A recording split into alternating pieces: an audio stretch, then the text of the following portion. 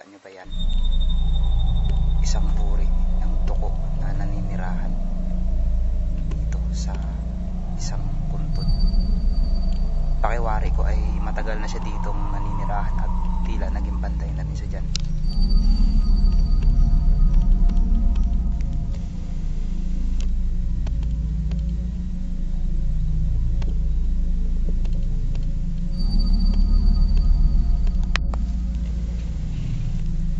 Tunugan yung mga ibon. Hindi ko alam kung anong gusto nilang ipahiwatig. Parang pinapaalis na ako dito sa lugar na ito. Sa di kalayuan, natanaw na natin ang mga abandonadong nicho na talagang kung makikita nyo, halos wala nang nagmamanage. Grabe, ang creepy mga kalahi kung nakikita nyo yan, di ba? Simula nung last time na binlog ko itong lugar na ito, itong sementeryo ng Barangay Manuot, marami na akong kwento-kwento, marami na akong kababalaghan na narinig at nakita ng mga viewers natin. Kaya sabi nila balikan ko daw ito pagsapit ng ilang buwan at alamin ko yung mga sementeryo pa na naabandonado na sa tuktok ng lugar na ito. So tabi-tabi lang po, nakikidaan lang. Kung mapapansin nyo, ako na lang mag-isa dito. Ayan. So bago tayo rating doon ay puntahan muna natin itong puntod ng aking namayapang kaklase na si Karen Galamay. So nakakalungkot lang isipin, no, na sa edad na 25 or 26 is namatay na siya kaagad. Maaga man siyang namayapa, marami naman siyang alaala na naiwan sa pamilya. So kaya nga ang buhay natin ay kailangan i-balance lang natin, no. Hindi tayo magiging permanente sa mundo. Kaya hangga't nabubuhay tayo, gumawa tayo ng mga bagay na alam nating tama at alam nating hindi nakakasama sa ating kapwa. So muli ay bibistahin ko nga pala ang puntod ng aking namayapang nanay at ng aking pamangkin na si Punggok. So mga kalahi, welcome sa aking YouTube channel. Sana samahan nyo akong libutin itong sementeryong ito at alamin pa yung nakatagong abandonadong sementeryo sa taas, na kung mapapansin nyo nga ay talagang napaglumaan na ng panahon.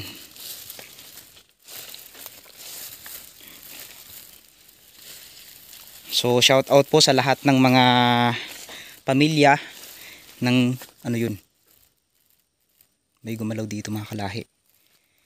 So yun, nagulat lang ako kasi may gumalaw dito. So shout out po sa lahat ng pamilya ng mga namayapa dito. Kung sino man po yung makita natin dito, sana makita nyo yung inyong kapamilya na eto na yung kanilang sitwasyon. So eto na nga.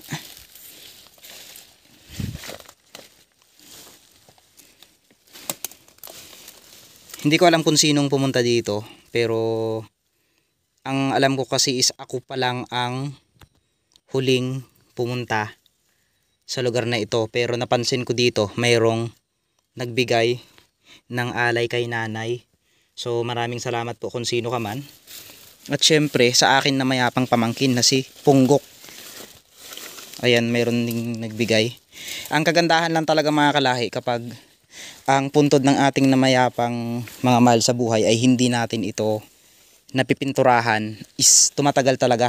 Unlike dito sa mga ibang sementeryo ay sa ibang puntod na ito na nasira na.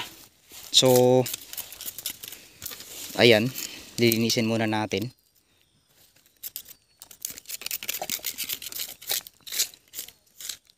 Ayun, may tuko.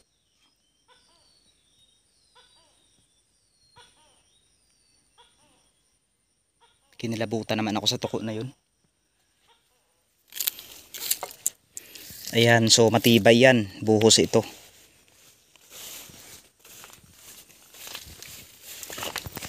Ayan, sa aming pamilya kasi hindi namin tradisyon yung mag-alay ng mga ganito. Kaya kung sino man yung nag-alay na to, maraming salamat po sa pagdalaw kay Punggok at kay Nanay. Ayan. So ngayon kasi is magtitirik ako ng kandila para sa aking pamangkin at kay Nanay. Ayan. So napansin nyo naman sa lahat ng mga puntod dito ay may mga puntod na madalang na rin puntahan ng kanilang pamilya, pero linisin na lang natin. Ano yun? Ayan o. Ayan. So magkakatabi na lang din. Linisin na lang natin. Sa ilang panahon, tutubo na rin naman ulit ito, pero maganda yung nalinis na lang natin.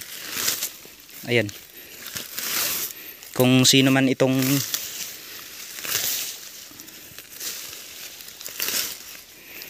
nakalibing dito ay linisin na lang natin para kahit papaano maging maayos naman, kahit nasa kabilang buhay na sila ay meron silang maayos na puntod. Ayan. So ito, pwede natin tong gawin pang walis.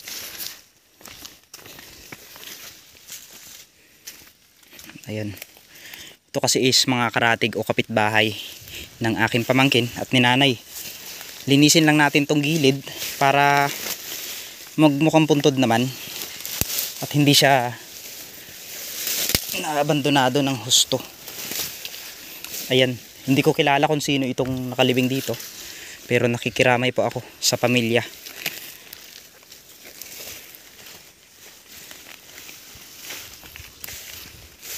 Nakakalungkot lang isipin na may mga ibang puntod dito na hindi na talaga na puntahan mga kamag-anak. Ayan o, bumagsak na. Noong unang punta ko dito talaga ay mayroong isang malaking akasya na bumagsak dito sa kadahilanan kaya nasira ito. So ngayon mga kalahi, i-update ko na lang kayo mamaya sa paglakad natin dito at marami pa tayong tutuklasin sa sementeryong ito. Kaya abangan nyo ang aking pag-ikot dito. So kailangan ko munang magtirik ng kandila kay Nanay.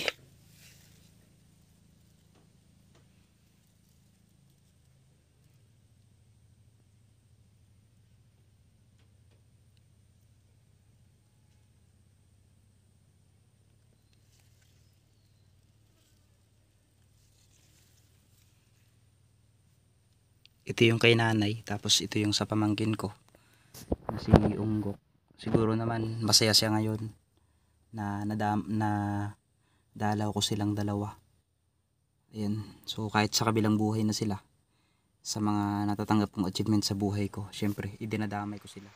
Habang tumatambay ako dito sa sementeryo at katatapos ko lang magtirik ng kandila kila Nanay, isa sa napansin ko mga kalahi, parang mayroong bubulong dito sa area na ito, dito banda. Hindi ko alam kung ako lang yung tao dito o mayroon pang iba, pero mas kinilibutan ako sa nakita ko ngayon.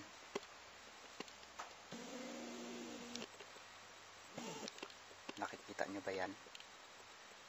Isang uri ng tuko na naninirahan dito sa isang puntod. Pakiwari ko ay matagal na siya ditong naninirahan at tila naging banday na rin siya dyan.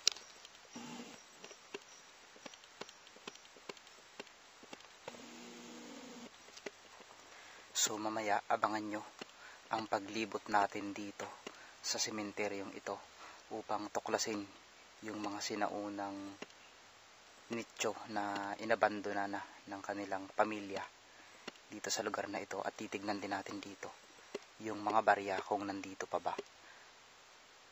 Diyan sa area na yan, makikita natin mamaya yung mga barya na inilagay ng kanilang pamilya. So mga kalahi, abangan nyo na lang mamaya at marami pa tayong madidiscovery sa lugar na ito. Kinilabutan ako kasi nag-set up pa lang ako ng camera. Eh, may narinig na kaagad akong tuko. Alam nyo ba, yan yung indikasyon o paniniwala ko na huwag ka munang tumuloy sa gagawin mo kapag may mga tumutunog na tuko o butike. Pero dahil ito na yung time para libutin natin itong sementeryong ito, ay ipagpaliban muna natin ang ating mga paniniwala, sapagkat ang oras natin ay ganap ng alas 12 ng tanghali. Medyo creepy lang itong lugar na pupuntahan natin, sapagkat ako lang mag-isa ang mag-e-explore ng lugar na ito. Kaya sana gabayan tayo ng Diyos sa pagpasok sa kagubatang ito. Tara mga kalahi, sana patuloy nyo pa rin ako.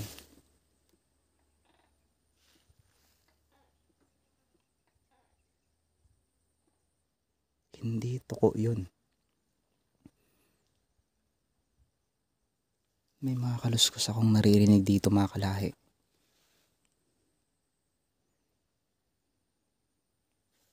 Tara, pasukin natin to. Sana wala tayong ahas na makita dito. Lalo tayo lang mag-isa, mahirap. Alam nyo naman, walang tutulong sa atin kung sakaling may mga ahas tayong makita dito. So nandito pa lang tayo sa part na ito. Kinikilabutan na ako sa aking mga nakikita.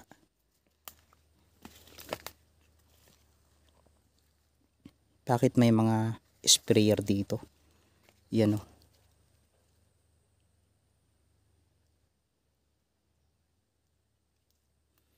Ayan, may mga pang spray.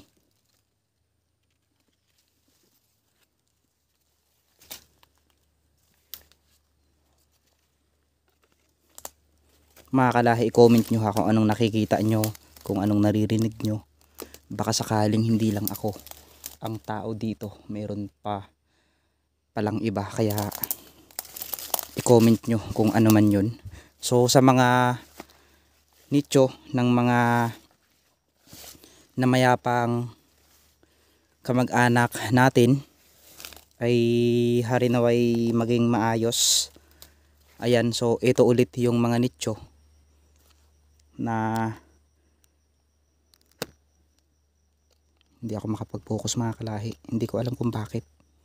Ito na yung mga nicho.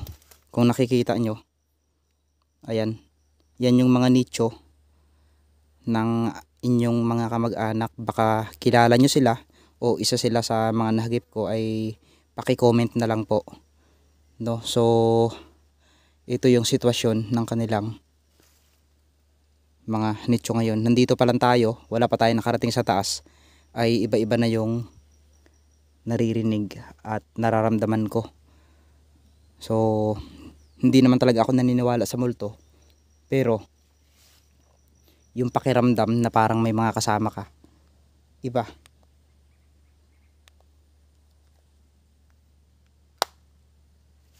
Tara.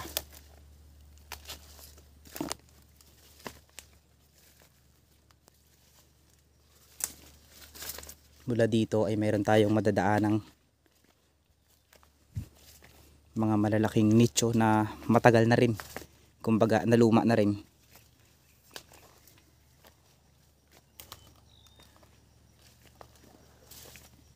Vicenta Duloso, namatay siya noong November 29, 2018. At ito yung madadaanan natin. Mga kalahi, anong tawag sa inyo ng malaking,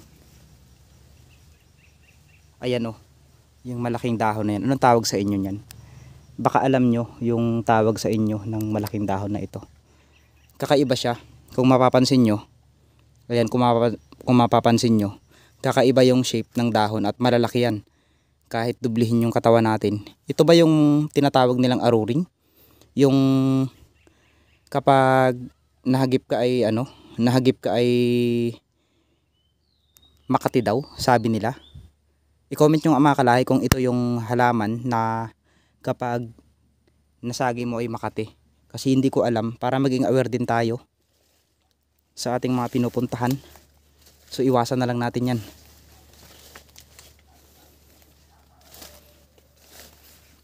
May mga baraha dito oh. Tabi-tabi lang po. Aray putik. Sa di kalayuan, natanaw na natin ang mga abandonadong nicho na talagang kung makikita nyo, halos wala nang nagmamanage. Grabe, ang creepy mga kalahi kung nakikita nyo yan, di ba? Ayan, bakit ganun? Ang liit na to. Ayan, napakaliit.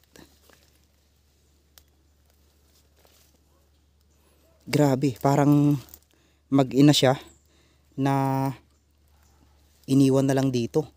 Ayan. So ito pa lang yung madadaanan natin. Medyo kinakabahan na ako. Kakaiba yung pakiramdam. Ayan. Tabi-tabi lang po. Tapos dito sa taas na ito, ano to? Ayan oh. Talagang tinapunan na lang ng semento para lang mailibing. At ito yung mas masaklap mga kalahi. Mag-iingat tayo, baka may mga burot. Namatay siya. Ayan, so si Modesto Quezon ba to? So namatay siya noong 1997. Mas matanda pa to sa akin mga kalahi. Ayan, kung mapapansin nyo, di ba? Ito pala yung abandonadong sementeryo dito sa taas. Ano, baho dito. Iba yung amoy dito mga kalahi. Kakaiba. Parang patay na ano, parang patay na hayop. Yan sa area na to. Baho dito.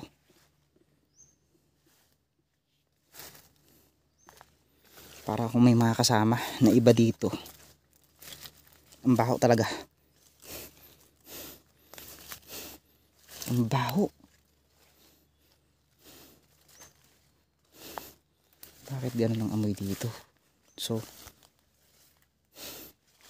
parang mayroon ditong inabandong tao na pinatay lang. Dito ang area, baho na to. Wa. Sunsunin natin itong daan na ito. Baka sakaling mayroon tayong madiscover dito. Mga kalahi, comment nyo ha. Baka mayroon tayong kasamang iba dito na hindi lang natin nakikita. Alam ko ilan sa atin naniniwala sa multo. Ako naman ay naniniwala ako, pero hindi pa ako nakakita, pero nakakaramdam ako ng multo. Habang papalapit tayo ay pabaho ng pabaho ang ating naamoy. So I think dito siya banda sa area na to. Baho.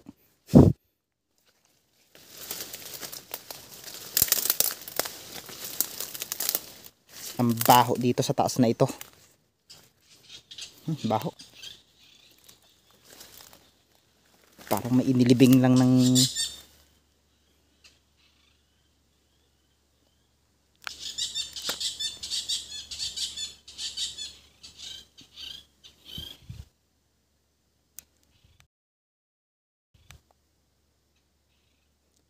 tunugan yung mga ibon. Hindi ko alam kung anong gusto nilang ipahiwatig. Parang pinapaalis na ako dito sa lugar na ito. Pero patuloy pa rin tayo sa pag-explore kung anong mayroon dito. Ayan, mga kalahi, kakaiba talaga yung amoy. Kung personal nyo siyang maamoy talaga dito, baka mapapasabi kayo ng basta, kakaiba. Yung area lang naman na ito ang sobrang baho dito. Parang may inilibing na sa lupa lang dinirekta. O parang inabandonado na. Baho.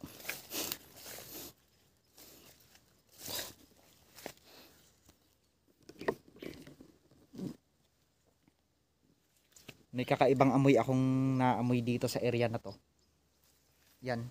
Yung area na ito ay may masangsang na amoy at kakaiba yung amoy talaga. Hindi siya, alam mo yung daga kung patay no.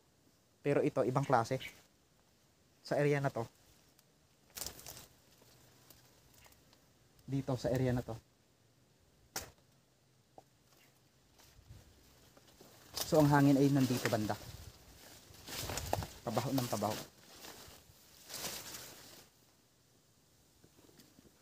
Nasusuka ako. Tabi-tabi lang po. So mag-iingat tayo dito. May posibilidad na ang dinadaanan natin ay may mga ahas. Ayan. Ito yung kalawakan ng sementeryo ng Barangay Manuot. Ay grabe mga kalahi, tignan nyo naman to. Talagang nabitak na. Ibig sabihin, plat ito dati. Ayan oh.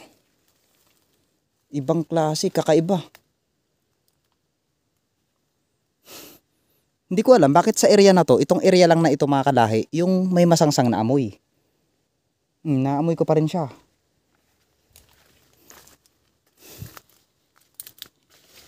Siyempre madadaanan natin dito yung ilang sementeryo na may malinis. So itong area na ito is hindi disclaimer, hindi po ako nagdadamay, no. So itong area na ito, pansinin niyo, 'di ba? Napakalinis. Ganyan yung sementeryo ng mga INC. So itong area na ito ay parang sa mga iglesia, hindi ko alam. Ayan. So madadaanan naman natin dito yung puntod ni Kagawad Randy Villahermosa. Ito yung kanyang puntod. Pero bakit dalawa? Ayan. Yan yung nakikita nyo na yan. Yung salamin ni Kagawad Randy na palagi niyang sinusuot nung nabubuhay pa siya. Iniwan na lang dito. At may kita nyo naman. Ayan. So namatay siya noong May 29 lang, 2024. At syempre, kasama niya rin dito yung kanyang mga namayapang kapatid. Ayan, so napakasipag ni Kagawad Randy Villahermosa na yan. Ang daming naitulong, lalo na sa akin mismo. Sa lahat ng mga area na napansin ko dito, itong part lang na ito, yung mabaho, ibang klase talaga mga kalahi, yung amoy niya. So wala namang palatandaan na mayroong inilibing dito na bago lang. Pero ang napansin ko dito, bakit mabaho at masangsang talaga yung amoy, no? I-comment nyo nga kung bakit kahit sa tinagal-tagal na ng panahon, may posibilidad ba na bumabaho sila dahil nababasa sila ng ulan? O baka tao lang yun na bago lang inilibing, no? Hindi lang natin nakita. At syempre, sa likod na ito, makikita natin itong Good Morning Hills. Ayan. Ito ay ang Good Morning Hills, na kung saan isa rin sa napakagandang tourist destination kung makikita nyo at kung mapupuntahan nyo yung mismong likod ng bundok na yan, ay para siyang Devil's Mountain, no? So sa ngayon, ginagawa na yan. Yun, kung nakikita nyo, may mga nagtatrabaho na dyan na mga construction worker na gumagawa ng daan. Syempre, itong daan na ito ay lusot sa sitio ng Agwas at Pitugo. Kaya syempre maraming salamat sa mga construction worker natin na gumagawa dyan. Syempre kung hindi dahil sa kanila, hindi ito mabubuo at hindi ito madadaanan ng mga tao. Mga kalahi, dahil nalibot na natin itong area na ito, it's time naman para bumalik tayo doon sa kabila. At syempre,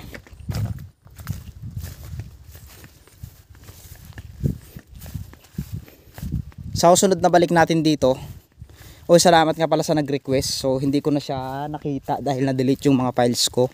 So maraming salamat po sa nag-request ng vlog na ito. So sana pagpalain ka ng Diyos sa pag-request mo na ito.